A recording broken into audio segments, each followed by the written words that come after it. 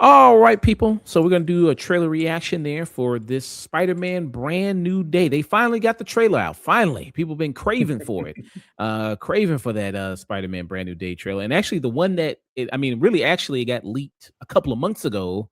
And then somebody was like, "Nah, that's fake. That's AI. That's not the real trailer." But it turned out that actually was the real trailer that somebody actually did leak. So, Marvel has an inside agent with all these leaks, I'm convinced. yeah, so it actually did turn out that way, but now we got the fully released trailer now, and you didn't want to watch that trailer anyway that was leaked. I mean, it was like on somebody's crappy phone and it was shaking and it was all blurry. It didn't even look like the computer they were watching the footage on was even in 1080p. It was like that shit was in 240p. So this is what y'all want. This is what you waited for, and then obviously people they've obviously have been waiting for this because this broke a record. Spider-Man Brand New Day sets the record for the biggest trailer debut in history with 718 million views in the first 24 hours. So I'm just gonna go out on a limb, and I think this movie is gonna make a couple dollars in the box office this summer. just a couple, just a couple. I would say Maybe there. like 1 or 2 million, give or take. Yeah. But yeah, so we're gonna just give our reaction to it. I have seen it already. Have you seen it already? I have, but let's go ahead and see it again. Why not? Yeah. I can't believe our first hit MIT. MJ, come on, pretend like you're not the happiest you've ever been in your entire life. I can't. I knew it. Man, he's sick, man. He's watching his old girl, man, on stories, man. He's heartbroken. Jeez, man. Man. People are loving this. Peter Parker's going through it, man. He's suffering, and people love seeing a suffering Peter Parker, man. People love that. Man, that's a guy who's just been through the ringer once or twice in the past couple of years. Yeah. I know some people complaining a little bit about like the background, like it looked very obviously like CGI, like it looked like that with that. So had a little complaints with that there. I could see that with the background a little bit with that. Yeah, yeah. Unfortunately, that's just a lot of superhero media these days. Unfortunately, so what are you gonna do?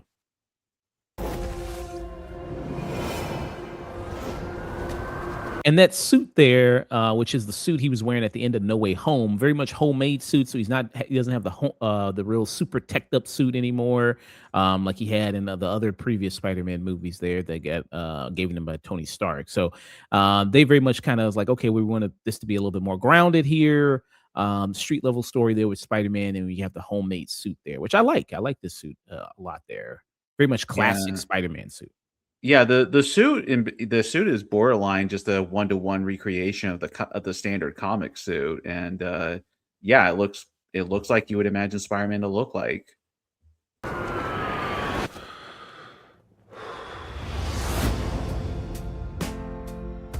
Hi, my name is Peter Parker. You don't remember me, but we used to know each other. Yeah, I like Ned's new look. I like that look. He got the leather jacket, the glasses. I like that look for Ned. I think pretty much there.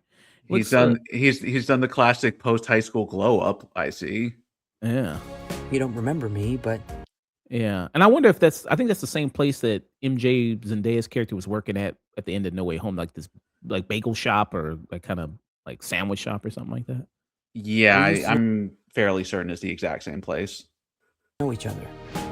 Something bad was going to happen, and the only way to stop it was to make everyone forget about me. So people remarked about this moment right here where he's receiving the key to the city. So timeline wise, I was reading that this takes place after the events of Daredevil season 2. Because if people are watching Daredevil Born Again, that show, we know that Wilson Fisk is the mayor, and then he has this huge anti-vigilante agenda. He put in a bill and everything like that to ban vigilantes. So this takes place after the events of that. So that's why you see him maybe getting the key to the city here. Okay. Yeah. And I think they also said this takes place 4 years after the events of No Way Home as well. With that. And I want to get your opinion on another shot here to see if maybe we'll see Daredevil even pop up in this movie here. All right. way to stop it was to make everyone forget about me. Because I'm not just Peter Parker. I'm Spider-Man. The swinging looks a lot better, I would say. The hell, Frank? Yeah, what do you think? I think the swinging already, even just those little scenes, looks a lot better and more dynamic than what we've seen in the other Spider-Man movies, I think. It does. One thing I will say about the filmmaking in this trailer is that it does have a more interesting and pronounced style than the previous three Tom Holland Spider-Man movies have. Even though I generally really like those three movies, this one has like a more interesting visual language and style to it, and the swinging is definitely part of that. Yeah. Spider-Man.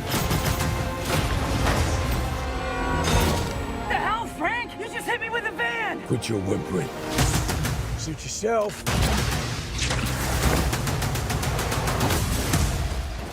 Mother. Go home! There we see Jon Bernthal is returning as Frank Castle there, the Punisher, and it seems like he has a rapport with him because he calls him by his name. He says Frank there, so it seems like they've been interacting with each other quite a bit there, and that makes me think. I mean, you got Punisher in this. I mean, you think that there's a strong possibility we are going to see also Daredevil, or? I definitely think I definitely think Daredevil will show up at some point. Whether he'll be a main character, I'm not entirely sure of, but I definitely think he'll show up. Yeah. And with the Punisher there as well, it's like I said, they seem like they're building a rapport there. And I know there's some stories there where, he's an antagonist to Spider-Man. The Punisher first meets him, but here it just seems like, I don't know if he sees him as like a villain or he sees him as a good guy. And he just like is in the way really of what Frank is trying to do there. And that's why he's kind of a little bit more, I mean, it's just Frank being Frank. I mean, he's hostile to almost everybody. Right. That'd be interesting. But I like that moment. He's about to curse and then he webs his mouth up. I like that. That was kind of good moment too. Yeah. Go home! Yeah. I'm sorry, go ahead. No, it's a very Spider-Man moment. That's all I gotta say. And sometimes Spider-Man has to do the hard thing, even if it breaks Peter Parker's heart. There you see that right there. And that actor who's the new love interest for MJ there, that's the guy from Star Wars Rebels there, that character. He's from Ahsoka. Yeah, he plays the grown-up version of Ezra on that show. Yeah, Ezra there. So yeah, he's the new love interest. Emaine Esfadi there. Who's that? So yeah, absolutely. And somebody said, I mean, he's a good-looking guy himself. I mean, really good-looking guy. Absolutely. So he's got some tough competition there. I feel Peter's pain in this, to be honest. that expression is just like this motherfucker right here. Yeah.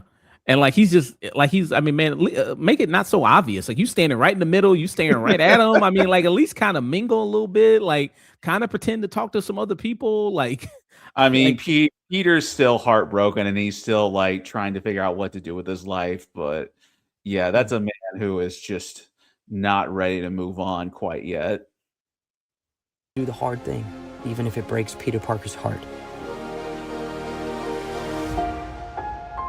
What is happening to me?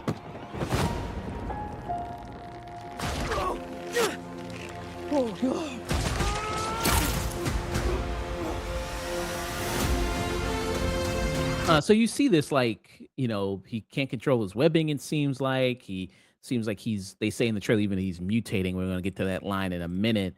It makes me think, are they going to do like the thing from the Spider-Man animated series where he starts to like actually turn into a spider, or?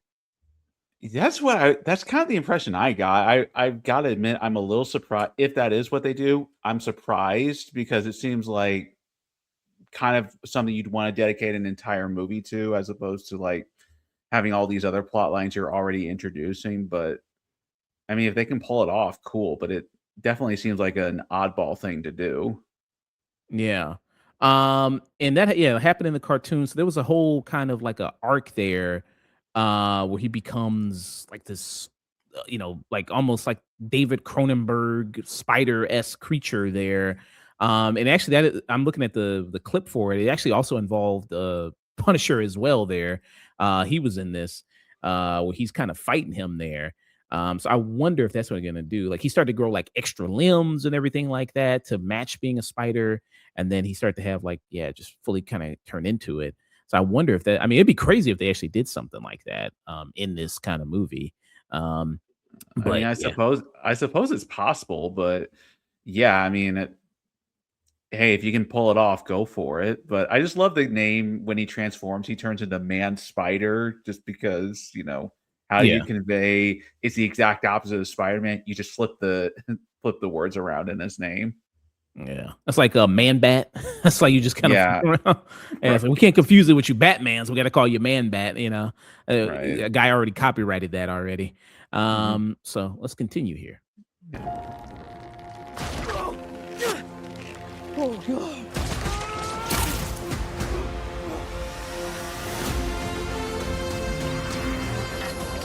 Excuse me, Dr. Banner. I need your help.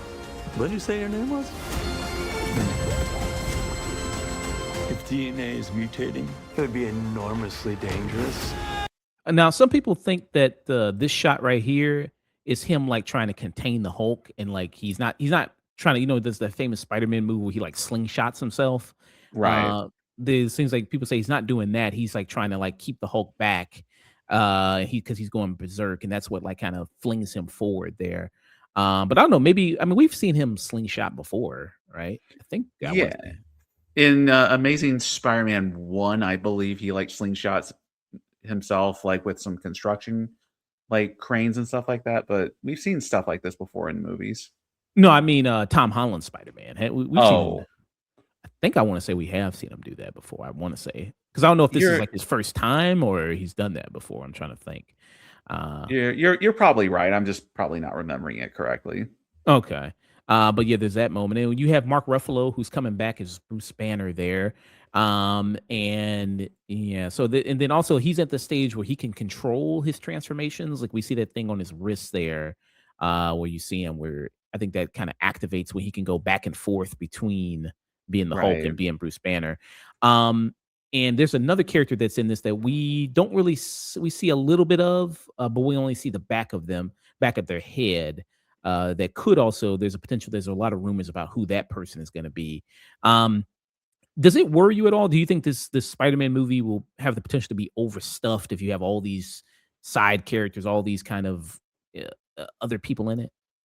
Definitely because it's happened more than a couple times with Spider-Man movies in particular, the biggest offenders being Spider-Man 3 and Amazing Spider-Man 2. But to me, the best scenario way this could work is if it's like Superman 2025, where you have all these extra characters, but they're more just like background or, not exactly the main focuses. And they're just there to like set up like the fact that this is a shared universe with a bunch of moving parts to it. So whether they get that balance right is a totally different question, but it definitely has overstuffed potential because it's happened before with Spider-Man. Yeah. Did you ever feel that way with No Way Home? Did you think that was overstuffed? Personally, no, because the Daredevil scene in that was like very brief, and Doctor Strange only shows up for like 3 or 4 scenes max. But because and it also just had like a strong narrative focus about what the central conflict and character motivations were. So at least for that movie, it never felt overstuffed. I need your help. What did you say your name was? If DNA is mutating, it would be enormously dangerous. Spiders have 3 life cycles. Now that voice seems like that's pretty obviously Keith David. Mhm. That voice that comes in. I don't know who he could be playing there. Do you have any idea who maybe Keith David could be playing? I have no idea. I mean, I don't really. Yeah, nothing's really coming to mind quite yet. Yeah, but that's such a iconic kind of voice there. Because Keith David obviously famous for doing voices, Spawn, Gargoyles there. Wondering who he could kind of be here. Maybe I don't know. Maybe he's another. What do you call those people with the big ass heads? Who those people again? Not the What Guardians. from what sub series? They the Watchers. The Watchers. Oh, right. Yeah. I don't think it's gonna be a watcher thing, but like I'm thinking maybe like an instructional video, like maybe like spiders and you or something like that. But I don't Like, think it's gonna be like a watcher or anything like that. yeah, maybe. Yeah, maybe he's just watching like a video about like, what happens to spiders or something. Yeah, maybe he's doing something like that and maybe that's what happens. Right.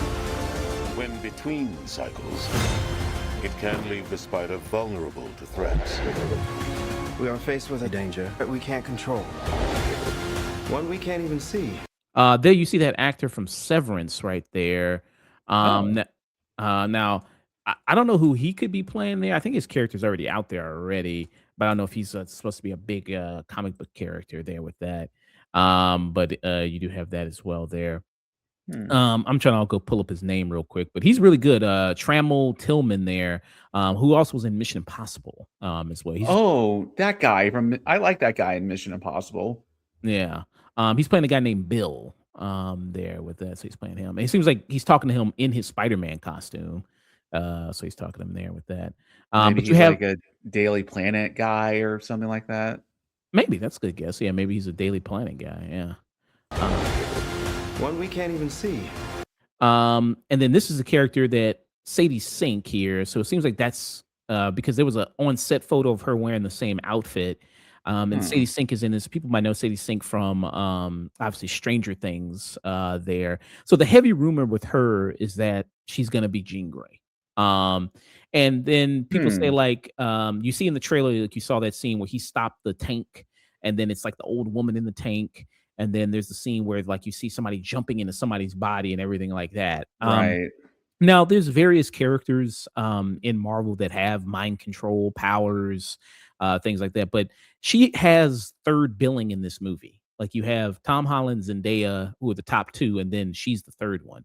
So it seems kind of unlikely that she'd be the third billing if she was like some D-list kind of character. But then I'm Right. also thinking like, really, you would bring in Jean Grey in this movie? Really? I mean, that's kind of since you already have Doomsday on the way and you're gonna merge all that stuff, X-Men seems kind of Mhm. like why would you bring her in? What are some of your thoughts? I mean, I don't think Jean Grey is a bad guess, but like I'm with you that I don't really think that they'd try to bring in mutants to this as well because there's so much other stuff in this. If I had to guess, maybe like Felicia Hardy, Black Cat. I've heard that rumor before, but I'm also just thinking out loud. There's a newer Spider-Man villain, Mr. Negative, that kind of has sort of like mind projection and telekinetic powers. So maybe that whole scene with the armored truck is related to that. But I Hmm. personally, I would guess Felicia Hardy for Sadie Sink's character. Yeah. Interesting. And I think she's supposed to like have a connection to Frank, and maybe he's trying to protect her because you see the scene where like the someone's strapped to a chair, and I think that's also supposed to be her. So, and then I think also damage control is playing a part in this. Obviously, we know damage control, them hunting down people with powers, that's kind of their whole thing.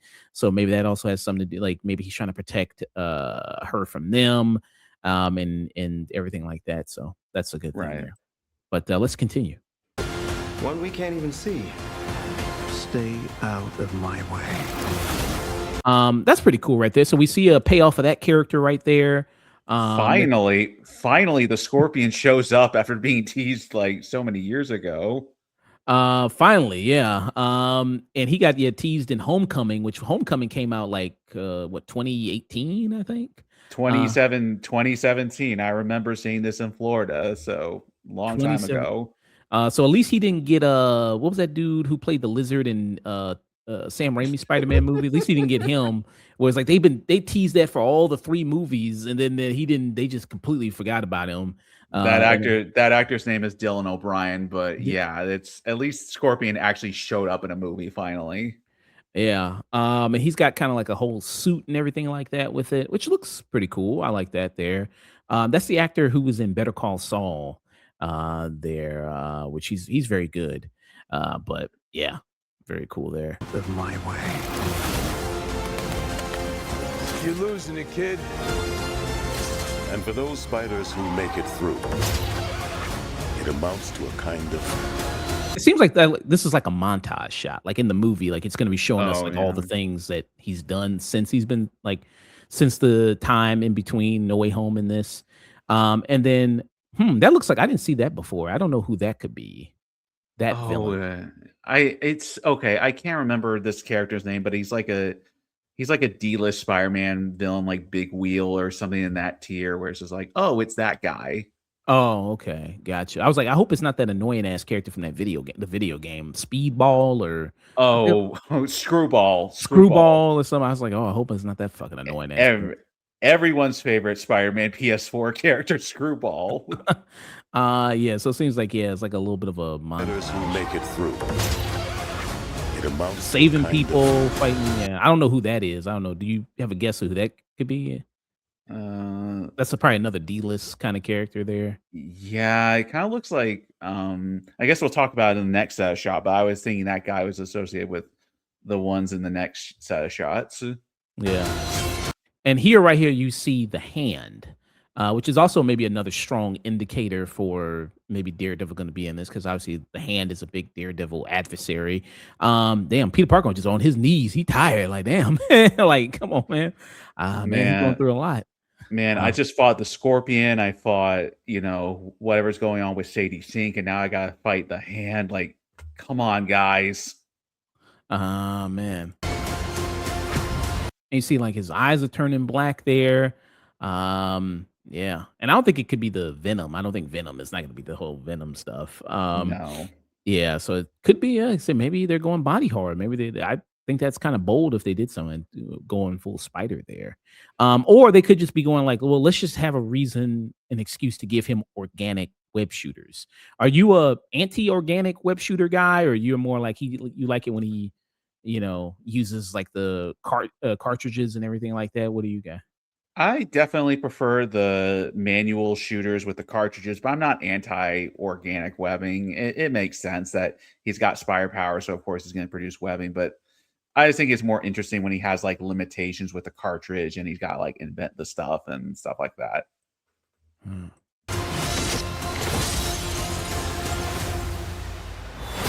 So this shot right here, people are going like, you remember kind of like the same kind of similar shot they did in No Way Home when it was like Sandman and Electro and Lizard and all those kind of things. People say like it's kind of like a same shot where they cut out maybe like Daredevil or Punisher that's supposed to be like right down there. What I mean? I definitely think that's exactly what's happening because if I had to guess, I'm pretty sure Daredevil is going to be jumping from the bottom of the screen to fight the hand guys, but I definitely think that's what's happening. And they already asked him about it. I think he was on a late night talk show. They said like, so are you going to be in Spider-Man? He was like, no. And he's like, I mean, I'd have to say no either way, even if I wasn't in it or if I was in it, I'd have to say no either way.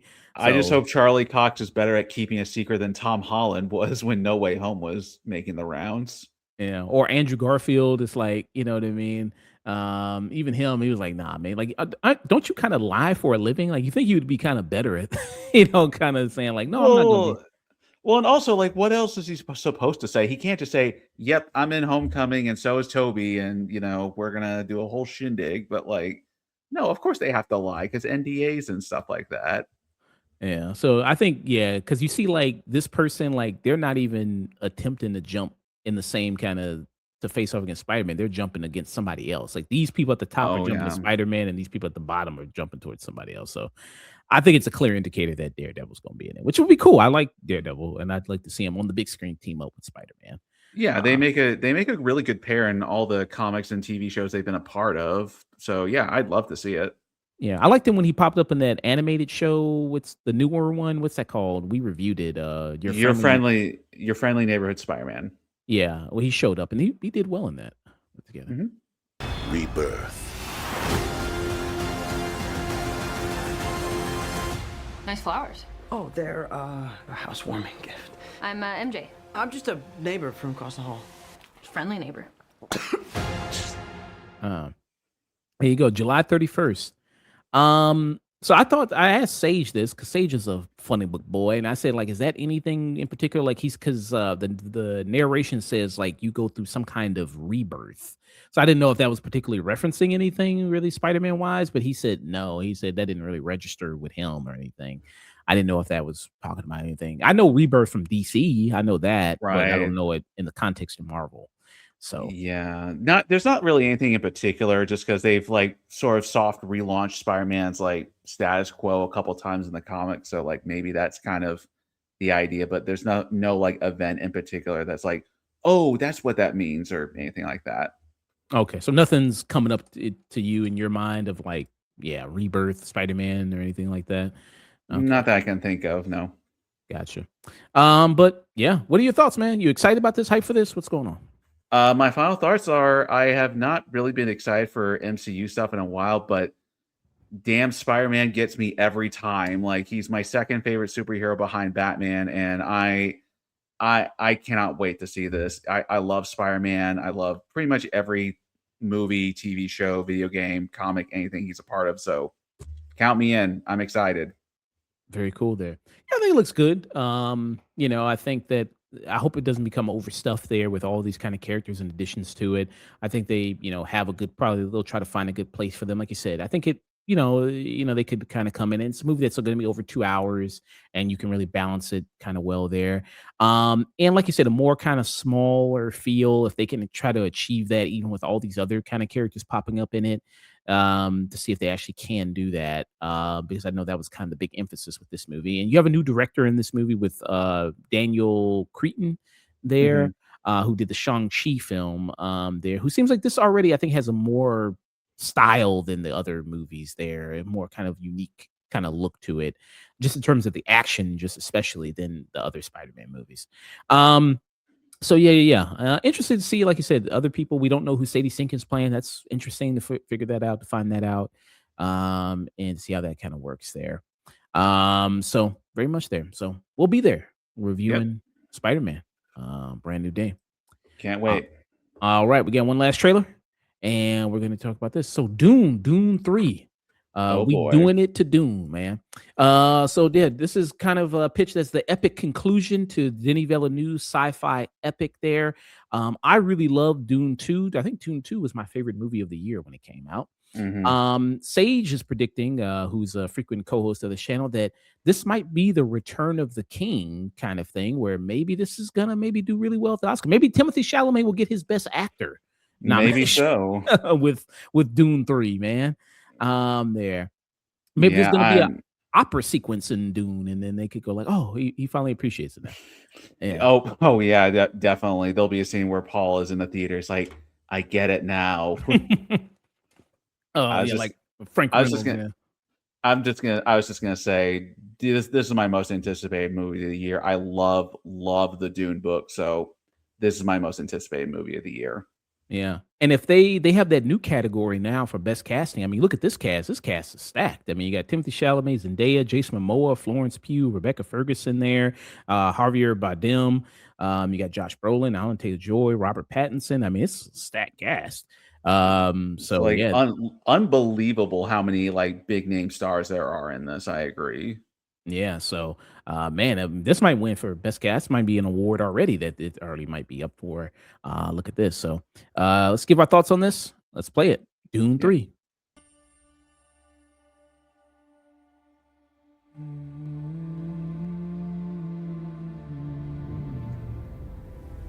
If we have a girl, what will we name her? Her name should be Ganima. She'll need to be strong, like her mother. Oh, Zendaya back to doing them Revlon commercials in Dune, huh? Like back in the first one. Call back to the first one. Huh? Maybe it's Maybelline, maybe it's Arrakis. I don't know. Oh man, back to doing those again. Okay. Have you read the books you said, right, of Dune? Yes, I've read the main 4 books from Dune, so yeah. Okay, nice.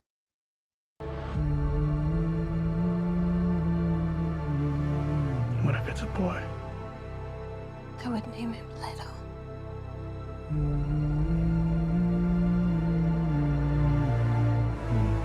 So he would have the wisdom of his grandfather.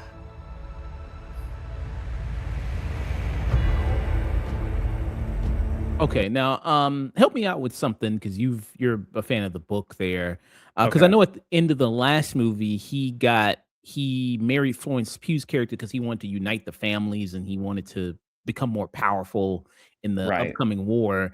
So in this right here, so is he kind of doing both? Is he married to Florence Pugh and then just having an affair with Zendaya's character, or is More or less, yeah. He marries Princess Irulan just to solidify his claim to the empire of the Galactic Empire. But yeah, he still loves Shawnee, the Zendaya character. okay, gotcha. War feeds on itself.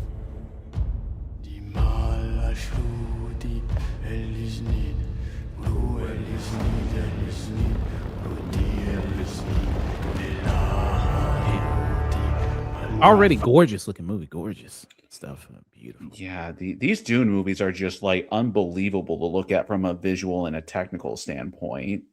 Yeah, and it's funny because Timothy Chalamet, I did recently learn like he was in the like final contention to play Spider-Man, and he was Oh, like the last two people. It was him and Tom Holland, and I think they said that the whole ballet, him being an expert in ballet and being very flexible, helped Tom Holland get the role over Timothy Chalamet. But I mean, he landed on his feet, I guess. I mean, he didn't really oh, need Spider-Man there.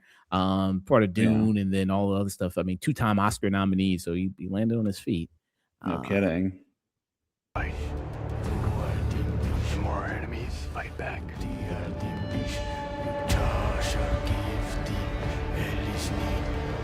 They see Robert Pattinson there, and Robert Pattinson's playing a character. His name is Skytail. Skytail. Skytail. Skytail. So Skytail is a face dancer who like changes his appearance depending on what's needed, and he's sort of like a technological creation from a different faction that will probably be introduced in the movie. But behind him, there's some questions about what this thing behind him is, because it could either be one of the space navigators who are the guild navigators who are from the books, or it could be related to Jason Momoa's character, which I guess we'll get to later on. Okay, yeah, he's a face dancer. There, it seemed like they were saying that maybe like is he someone who's probably going to assassinate? Maybe is he tasked with assassinating Paul Atreides? Uh, So this movie is called Dune 3, but it's based on the second book of the series, Dune Messiah, which is more or less like an epilogue to the first book. And the plot of that book is that the Space Guild and Princess Irulan and all these other factions are trying to assassinate Paul Atreides for the holy war he's conducting, and Skytail is a pivotal part of that assassination plot. okay. I'm doing the best I can to protect my family.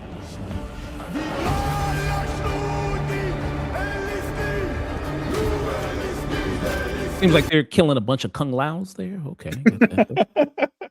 Yeah, just some random samurai that exists somewhere in the universe. Sure, why not? Okay. How did father do it? Your father never started a war.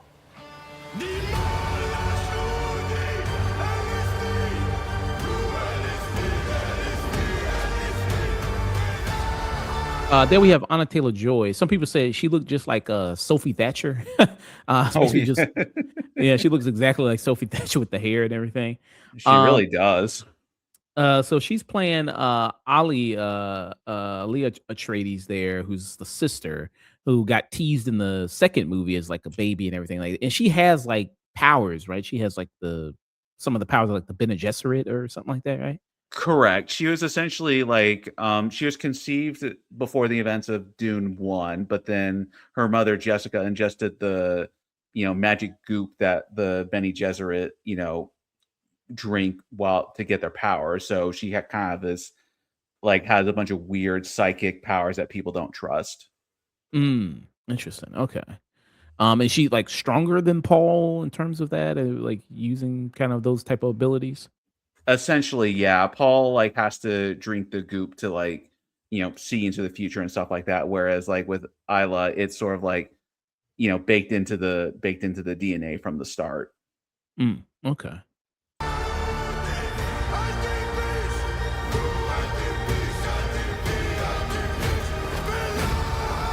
And then you see Jason Momoa is here as well there. So it says here he's Hyatt there. It's just creating the image of Duncan Idaho, the deceased swordman. So his character already died already. Yeah, people in the first movie, but then he's kind of been resurrected there, I guess, in a sense. Like, So the character's name is Hate, and he is a Gola, who is essentially a clone created by the Bene Talilau, who are a faction of like weird, like borderline magic scientist guys. And Mhm. he again also plays a part in the assassination plot, but he is a clone of the original Duncan Idaho. So not Mm. exactly the same character, but Okay, but pretty close. okay, that's a cool name, Duncan Idaho. Right. It's just Well, like all these names. I love how everyone else has like very spacey sounding names like Paul Atreides and Shawnee and Dr. Kynes and Fade Routha, and then you got Duncan Idaho for some reason. Sound like a country singer, Duncan Idaho. Sound like a wrestler. There. Pretty Okay. much.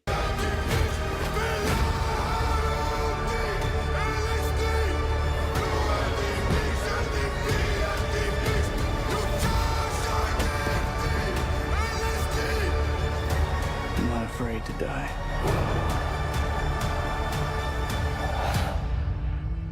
But I must not die. Yeah. So you think Chani and Paul are gonna face off on the battlefield? You think, or I definitely think that's a possibility.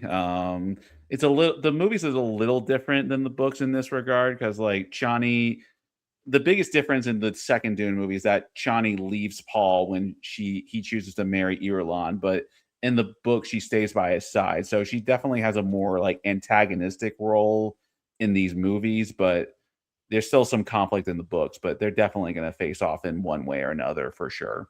okay? Yeah, I know people were mad about that. That seemed like her character had a little bit more agency, I guess, in the movie. There, it was a little bit of a divergence from the book.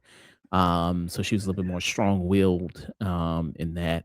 Um, It's definitely a diversion, but I get the motivation behind it because Chani's a great character in the books too, but it's cool to see her have a bit more agency in the story than she does in the books, admittedly. Yet. mm, yeah. December 18th, man. I'm definitely gonna be seeing this in IMAX. I'm gonna be seeing this in the biggest screen possible. With this Mm, there. Me Um, too. I'm there day one for sure. Also another interesting thing about this movie is co-written by Brian K. Vaughan, who's usually a comic book writer. He did a lot of great comic books. He did Why the Last Man, Ex Machina, there, Runaways, Pride of Bagland, there, Baghdad, there, Saga. Yeah, he's usually a comic book writer, but he's a co-writer on this film. There, have you read some of his Oh, work? I have not, but that's a quite a pedigree for this man. So I hope it translates into Dune Part 3 for sure. Yeah. This was on my list of most anticipated things of 2026 there. Yeah. What are your thoughts, man? Day one, I love Dune. Day one, I love Denis. I love everything about this film series and the people involved in it. So December 18th cannot come soon enough, and Avengers will have to wait. Just Mm, straight up have to wait. yeah. So you would buy tickets for Doom before you buy tickets for Avengers Doomsday.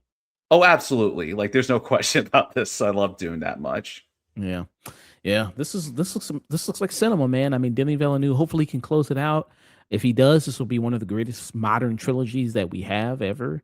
If he's able to do Mhm. that, I was a huge fan of Dune 2. I will admit, I thought Dune 1 was a little boring, it's a little slow. And then I think Dune 2 picks it up. But I think you need that Dune 1 to lay the groundwork for what happens in Dune 2, and then from now, with that. Uh, that Um, I completely agree with you. I like Dune 1 as more of a part 1 than like as its own individual movie, but I agree you definitely need the setup for 2 and hopefully 3 to work as well as they do.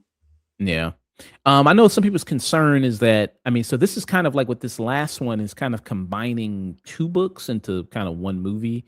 And I know a lot of Dune books are pretty thick. So it's like, how are you going to Mhm. cram all that into one movie? So I know that's kind of like tough there. The runtime, I don't think has been announced yet for this movie, but I know it's like going to be over 3 hours. Oh, I'd be shocked if it was. I'd be shocked if it was like anything less than 3 hours, to be honest. Yeah. Does that concern you at all? Them trying to jam in those books into this one movie, closing it out? Admittedly, yes. Because Children of Dune and then God Emperor. Well, Children of Dune is the one they're talking about combining stuff from. Children of Dune is very, very different from the original two novels. So it's definitely a tightrope act about how are you going to combine some of the weirder elements that are like borderline unadaptable in Children of Dune into a book that's ostensibly about Messiah. But I trust Denis to do this. I mean, he definitely made some changes from the books to screen for the first two Dune movies, so he definitely has had a knack for changing the Dune books to make them work as movies. So I hope that trend continues. But it is a daunting task. I'm not gonna lie about that. Mm. All right, we'll be there in IMAX. Dune 3, December 18th. I want to buy my tickets now. I want to get them. I want to buy. Yeah, I'll buy them with you. Let's go. Yeah. All right. So that was our trailer reactions there. Spider-Man Brand New Day and Dune 3.